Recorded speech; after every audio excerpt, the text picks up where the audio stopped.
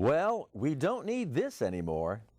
The fort at Fort DeSoto Park has reopened after being closed to the public for a $1.1 million restoration project. The restorative work focused on the repair of clogged air vents and collapsed drainage systems.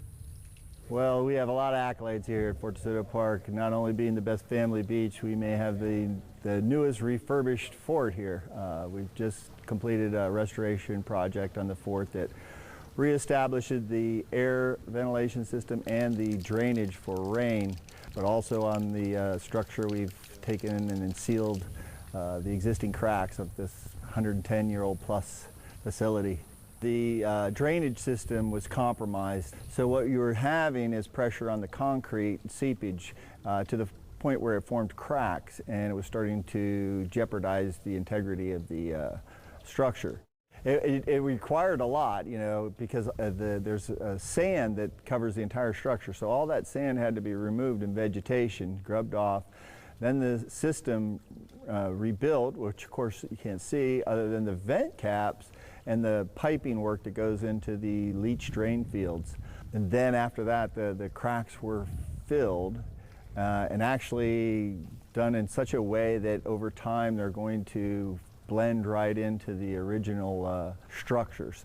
Now, one of the first things you're going to notice parking in the Golf Pier and Historic lot, the main lot, is no longer are there stairwells there, but there are a set of switchbacks, an ADA ramp, so that folks that are confined to a wheelchair or have some difficulties skidding, we'll be able to get them up to that picturesque view that everyone we're known for.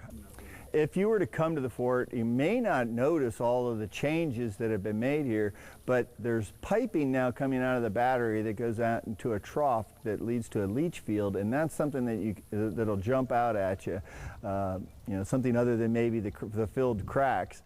Over my left shoulder, you can see some of the work that was done. All of this material was removed, and then the drainage system was put back in, as well as the ventilation system. They weren't very visible before because there was so much growth up here.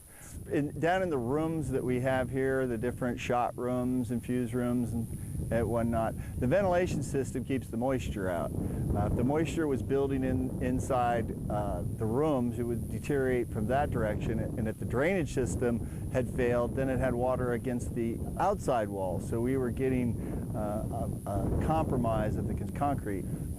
But this is a big project come to fruition.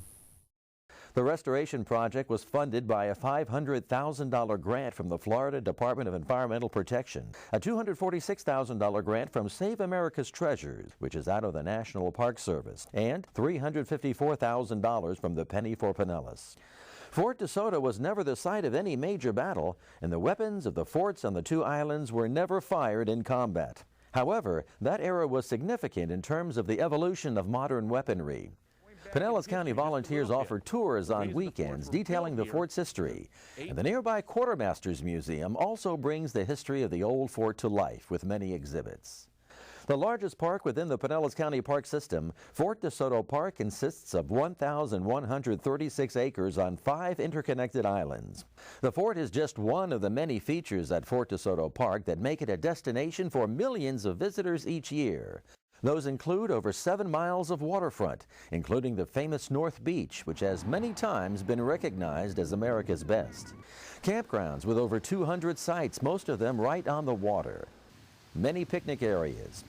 2 fishing piers, each with food and bait concessions. Nature trails. A canoe and kayak trail and concession, and much more.